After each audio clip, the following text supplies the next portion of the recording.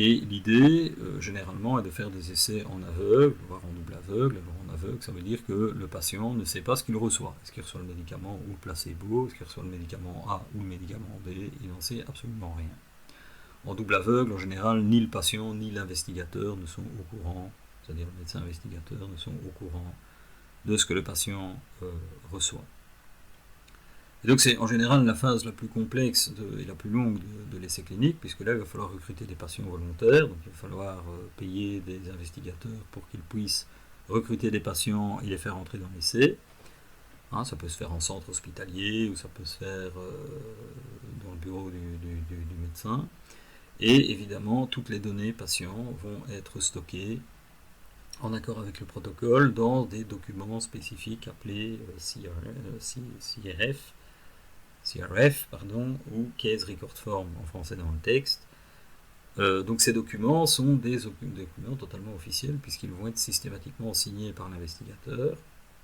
Alors on a des études qui peuvent aller de peut-être une cinquantaine de patients à 10 000 patients, tout dépend évidemment de la portée de l'étude et de ce que la réponse à la phase 2 nous a donné comme indication. Et donc, au terme de cette longue phase, qui va suivre un protocole, un plan d'expérimentation, c'est-à-dire des injections, des follow-up sur ces injections pour mesurer, par exemple, le taux de réduction du pathogène par rapport à la molécule donnée. Au terme de cette phase, on va avoir une analyse statistique qui va nous déterminer si effectivement il y a une efficacité ou en tout cas un résultat statistiquement significatif entre le médicament ou le placebo ou entre le médicament A et le médicament B quand on parle d'équivalence ou de supériorité. Alors vous allez dire la supériorité c'est bien, l'équivalence bon c'est peut-être un peu moins recherché, mais il faut savoir quand même que si vous avez un médicament efficace mais qui est bourré d'effets secondaires, avoir un médicament tout aussi efficace, donc équivalent, mais avec moins d'effets secondaires, peut être aussi relativement intéressant. Au terme de cette phase, si l'analyse statistique est concluante, les données seront soumises aux autorités qui vont quelque part analyser ou en tout cas revoir le protocole de l'étude, la compliance, la conformité donc de ce qui s'est fait par rapport à ce que le protocole définissait, et évidemment l'analyse statistique qui va nous montrer si oui ou non on a efficacité, équivalence ou supériorité. Si l'essai est concluant, on va passer dans ce qu'on appelle la phase 4, c'est-à-dire la phase de pharmacovigilance. Donc là, on va suivre évidemment les patients qui vont prendre ce traitement et on va collecter aussi, malgré qu'on a reçu l'autorisation des autorités pour le distribuer, les éventuels effets secondaires qui pourraient apparaître.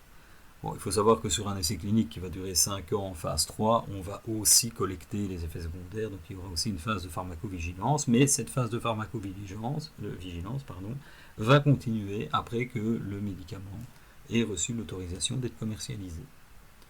Alors ça c'est pour la grande théorie. Alors bon, évidemment les technologies open source ne vont pas forcément avoir, ou en tout cas dans la manière où je les utilise, ne vont pas forcément avoir un impact dans toutes les phases de l'essai clinique, mais j'ai relevé un certain nombre de phases un peu courantes où effectivement ces technologies pourraient s'avérer extrêmement utiles. Et donc ce que je propose de faire ici, c'est de rapidement vous présenter ces différentes phases. Alors ici je parle un peu de l'aspect fonctionnel de l'essai clinique et de la solution proposée.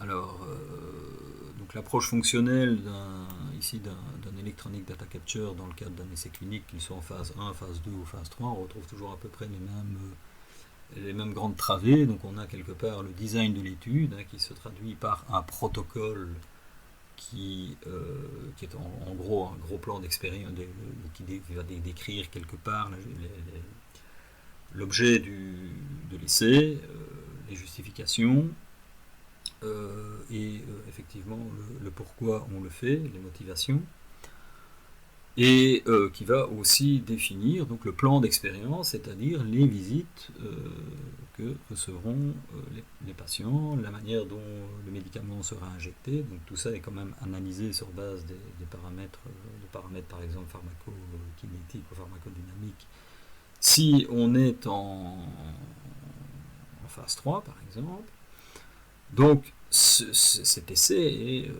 clairement documenté et on aura aussi une approche de modèle statistique à utiliser pour déterminer si oui ou non il y a une équivalence. Donc ça, c'est ce qu'on appelle le study design. Alors ce protocole, généralement, quand on parle d'Electronic Data Capture, il va falloir le capturer dans une base de données. Avant, ça se faisait sur papier. Il y a encore des essais qui se font sur papier, mais c'est extrêmement lourd à gérer. Et généralement, les autorités ne sont pas folichonnes à l'idée de recevoir des papiers remplis de données qui sont totalement inexploitables statistiquement, parce qu'il va falloir tout réencoder dans un fichier Excel ou dans une base de données pour pouvoir l'exploiter statistiquement. Donc, de plus en plus, les sponsors ou les labos vont utiliser des solutions d'Electronic Data Capture. Alors, il faut savoir aussi que tout ça est extrêmement réglementé. Donc le design, il est fait par toute une série de personnes qui sont des study managers, qui sont des médecins, qui sont parfois des infirmiers aussi, qui sont les sponsors, c'est les gens qui vont mettre les sous, qui croient en l'étude, les chercheurs, etc. On aura aussi une partie qualité, puisque, comme je l'ai dit, le protocole, il ne s'écrit pas n'importe comment, on ne fait pas n'importe quoi quand on fait le suivi d'un essai clinique. Donc on va avoir ce qu'on appelle des procédures d'opération standard, ou des SOP en anglais dans le texte, Standard Operating Procedure, qui vont expliquer comment suivre, comment écrire un protocole, comment suivre un protocole, s'il y a des déviations par rapport à ce protocole, etc. Donc il y aura tout un suivi. Et donc il va falloir faire une implémentation dans la base de données. Et donc ici, évidemment, les technologies open source vont pouvoir aussi fortement entrer en jeu. Alors, dans la gestion documentaire, il faut savoir qu'il existe aussi tout un tas de solutions open source, par exemple OnCloud, qui permettent de faire de la gestion de documents relativement efficace, à condition de qualifier et ensuite de valider le process documentaire. Mais tout n'est pas forcément payant, même si SharePoint est de plus en plus à la mode, mais voilà, il faut savoir qu'il y a des solutions open source qui existent aussi. Donc l'implémentation d'une base de données, une fois que cette base de données est prête et acceptable, on va commencer le processus d'Electronic Data Capture que on voit ici. Alors ce processus d'Electronic Data Capture, il peut se faire de différentes manières, sur papier, avec des gens qui vont réencoder généralement en double encodage dans la base de données, ou via des systèmes d'Electronic Data Capture qui vont automatiquement, via des pages web, collecter les informations, randomiser éventuellement les patients. On parle de solutions IVRS ou IWRS, donc qui sont des solutions de randomisation. Donc, vous rentrez un certain nombre de paramètres pour le patient et automatiquement il va se retrouver dans un bras de randomisation de manière aléatoire ou systématique. Ça, c'est des choses dont on pourrait reparler par la suite. On est plus dans de la stat. Une fois que donc cette implémentation DB sera faite et cette capture sera faite, donc on voit qu'ici les rôles sont un peu différents. Donc la certitude ou l'intégrité des données est assurée par les investigateurs, les médecins investigateurs. Évidemment, l'encodage peut se faire par d'autres personnes, mais la personne qui va signer et engager sa responsabilité sur les données collectées, ça sera toujours un investigateur. Ici, dans l'implémentation, la collecte des données, l'écriture des interfield checks, etc., on aura plutôt affaire à des data managers qui vont implémenter ce genre de choses.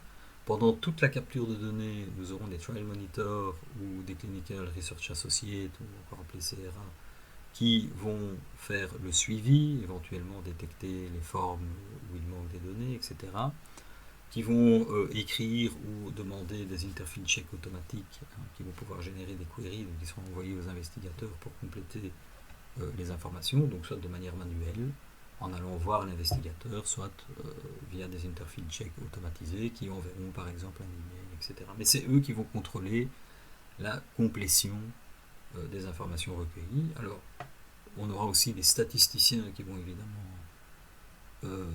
entrer dans la boucle, hein, puisque eux, après un certain temps, au quart de l'étude, par exemple, ils vont faire une analyse partielle pour déjà voir si oui ou non l'essai va dans le bon sens. Donc, au terme de cette analyse partielle, il y aura décision du sponsor de continuer ou d'arrêter l'étude. Hein, donc si on décide de continuer, eh bien, on va continuer la capture de données. Alors on peut avoir encore une analyse partielle à la moitié, aux trois quarts, pour au final arriver à ce qu'on appelle le freeze de l'étude, c'est-à-dire une fois que les trial monitors auront déterminé que toutes les formes sont remplies, sont complétées, etc., et qu'on peut à ce moment-là clôturer, on va faire ce qu'on appelle un freeze de l'ADB, c'est-à-dire qu'à ce moment-là, toutes les données collectées seront en read-only et plus personne ne pourra les modifier. Sauf vraiment demande exceptionnelle. Donc une fois que tous les checks seront corrects, une fois que tout sera complété, à ce moment-là, on va passer en mode freeze.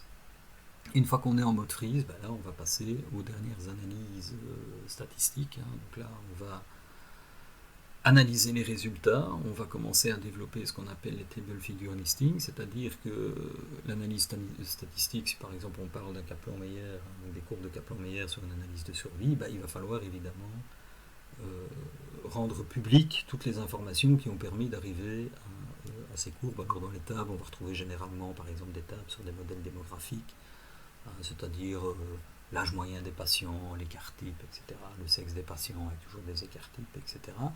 Mais on aura aussi toute une série de tables, de listings qui vont être associés à d'autres domaines tels que les vital signs, les concomitant medication, etc.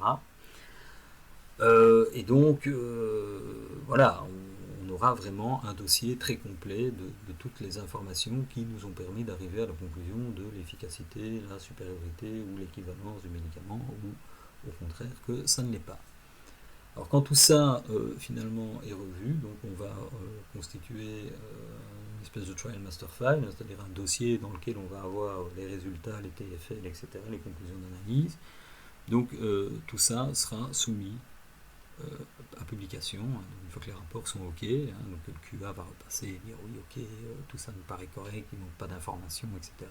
Le sponsor va décider de publier les données, les envoyer aux autorités, et là, eux vont refaire un certain nombre de vérifications, de calculs, etc. Et vont pouvoir donner leur accord si oui ou non on aura le droit de commercialiser le médicament ou pas. Voilà, donc ça c'est un petit peu le process très simplifié d'un essai clinique. Donc on pourra en reparler beaucoup plus longuement, même si je ne suis pas personnellement expert dans le domaine des essais cliniques. Moi je ne suis qu'un modeste ingénieur qui a fait un certificat en biostatistique, mais voilà, si je travaille dans le domaine, je peux résumer, mais je ne peux pas me prévaloir d'une grande expertise là-dedans. Par contre, là où j'ai peut-être un peu plus d'expertise, c'est dans l'utilisation des techniques open source,